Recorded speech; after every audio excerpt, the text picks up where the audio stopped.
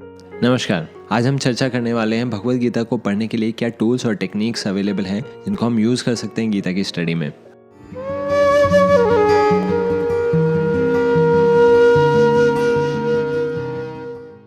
मैं हूं शिवम गीता के वैसे। We are here to help you discover your best friend, your true guide and your most valuable asset in life, Bhagavad Gita. और उसी भगवद गीता के बारे में आज हम चर्चा कर रहे हैं कि कैसे उसको पढ़ सकते हैं। इससे पहले वीडियो में हमने एक बार डिस्कस किया था कि गीता में क्या अलग अलग सेक्शंस हैं जिनको हम स्टडी कर सकते हैं। तो लेट्स से अगर हम गीता को पूरा स्टडी करना चाह रहे हैं तो आप क्या कर सकते हैं। ये है Bhagavad Gita as it is, जिसमें कमेंट्री दी गई है भक्तिवेदांत स्वामी जी के द्वारा। तो इस भगवद गीता को स्टार्ट करते समय आप कंटेंट्स खुद भी स्टडी कर सकते हैं एक बार, जिसके बारे में एक एक चैप्टर के बारे में थोड़ी डिटेल दी हुई है अगर आप चैप्टर वाइज देखना चाह रहे हैं। और अगर आप राइट अवे पूरी गीता ही देखना चाह रहे हैं तो आप शुरू से ही शुरू करें, सेटिंग द सीन, फिर प्रीफेस और फिर इंट्रोडक्शन।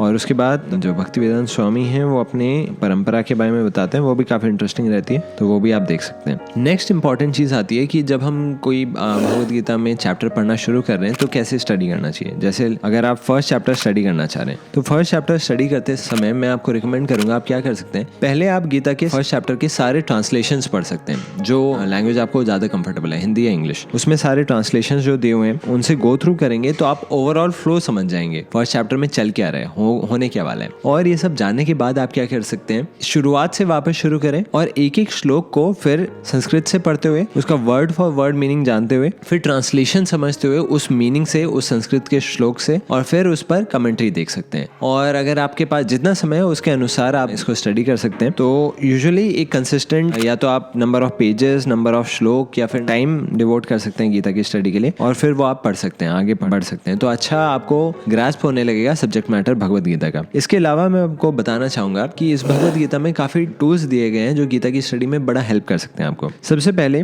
संस्कृत की प्रोनाउंसिएशन जो बहुत बड़ा एक चैलेंज रहती है स्पेशली आज के समय में लोगों को, तो उसमें आप देख सकते हैं भगवद गीता में पीछे एक गाइड दी गई है प्रोनाउंसिएशन के लिए। ये है संस्कृत प्रोनाउंसिएशन गाइड। इस प्रोनाउंसिएशन गाइड में आपको ये पता चल जाएगा कि जो इंग्लिश में डिस्क्रिप्शंस हैं कि च को CA करके दिया गया है, तो कौन से एग्जैक्ट सिंबल्स यूज किए गए, कौन से कॉन्सोनेंट्स यूज किए गए हैं क्या दर्शाने के लिए। तो आप देख सकते हैं संस्कृत के जो हमारे कॉन्सोनेंट्स हैं उनको कैसे दिखाया गया, वोवल्स को कैसे दिखाया गया, और बड़ा छोटा उसको कैसे दिखाया गया, आई ओ औ, ये सारे जो वोवल्स हैं उनके बारे में भी अच्छा दिया गया है यहाँ पर। तो एक बार इससे गो थ्रू कर लेते हैं। ऑल्दो बहुत छोटा सा ही चीज है पर इसको जानने के बाद बड़ा हेल्प हो जाती है हमें, क्योंकि जो संस्कृत श्लोक रहते हैं उसमें कई बार बहुत बड़ा शब्द एक साथ संधि में मिलता है। जैसे मैं आपको दिखाऊं, यदा विनयतम चित्तम आत्मन्येवावतिष्ठते, तो चित्तम आत्मन्य एवावतिष्ठते, ये तीनों शब्दों को एक साथ मर्ज करके संस्कृत में दिया है। पर इंग्लिश में फिर थोड़ा आसान रह जाता है उसको तोड़ तोड़ कर पढ़ना, पर ये तब आसान हो जाएगा जब आपको संस्कृत प्रोनाउंसिएशन का पता हो। तो एक ये टूल बहुत अच्छे से यूज कर सकते हैं। दूसरा,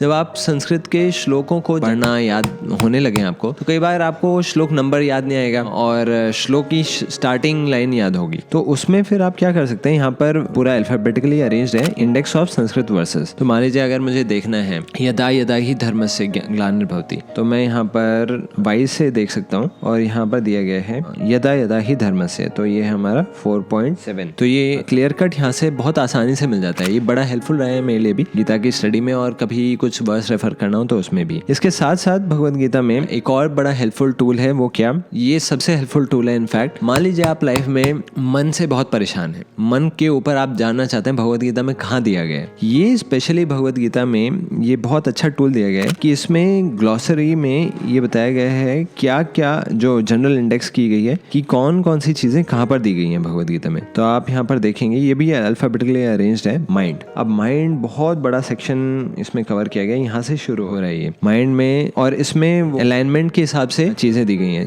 कहने का मतलब ये है जैसे माइंड में अगर आपको डिसिप्लिन ऑफ माइंड पढ़ना है तो डिसिप्लिन ऑफ माइंड में फिर इतने सारे टॉपिक्स हैं जो कि अल्फाबेटिकली अरेंज्ड है। फिर mind disturbance of by material attachment, फिर इसमें और पढ़ सकते हैं ड्यूप्लिसिटी ऑफ, तो ये इनका अलाइनमेंट थोड़ा डिफरेंट है। तो आप मान लीजिए आप माइंड के बारे में यहाँ पर देख रहे हैं कि माइंड का डिसिप्लिन कैसे होगा, तो जो बोल्ड में दिए गए हैं वो बोल्ड में दिखा रहे हैं कि इस वर्स के अंदर ही, वर्स में ही चर्चा की गई है। और जो बोल्ड नहीं है, जैसे आप देख रहे हैं यहाँ पर 6.5, 6.6 योगा मेंट फॉर माइंड, तो इसमें ये बोल्ड नहीं है। इसका मतलब ये कि कमेंट्री में भक्तिवेदांत स्वामी है वो कमेंट्री में डिस्कस कर रहे हैं, तो जो बोल्ड है वो श्लोकों में डिस्कस कर रहे हैं और जो कमेंट्री में है वो अनबोल्डेड है। फिर आप देख सकते हैं जो जो टॉपिक्स आपके इंटरेस्ट हैं, माइंड का डिसिप्लिन, डिस्टर्बेंस, ड्यूप्लिसिटी, एलिवेशन। फिर आप क्या देख सकते हैं माइंड के बारे में, सेटिस्फैक्शन माइंड, और आप देख सकते हैं thoughts of death, training, mind की ट्रेनिंग कैसे करनी चाहिए, यहाँ पर ये भी दिए गए। ऑस्टेरिटी ऑफ माइंड की तपस्या क्या है, 17.16 में दिया गया है। तो यहाँ से आप रेफर कर सकते हैं, जो भी आप टॉपिक पढ़ना चाहते हैं उसको पढ़ सकते हैं। भगवद गीता में जाके माइंड को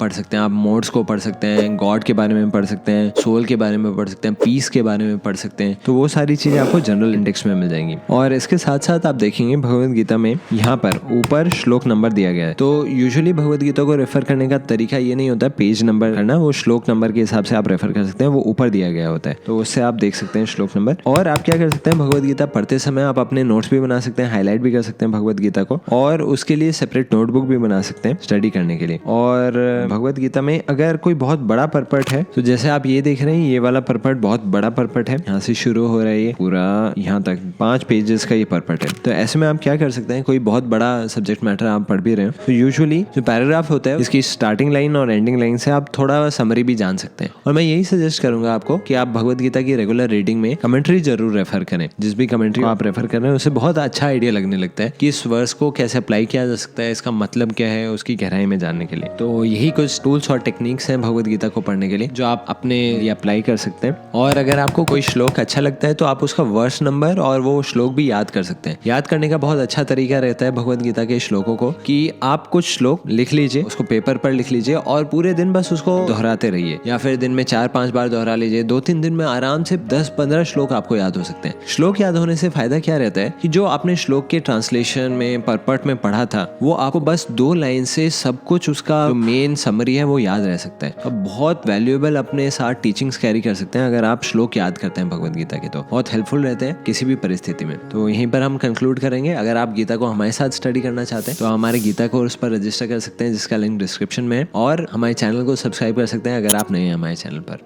धन्यवाद।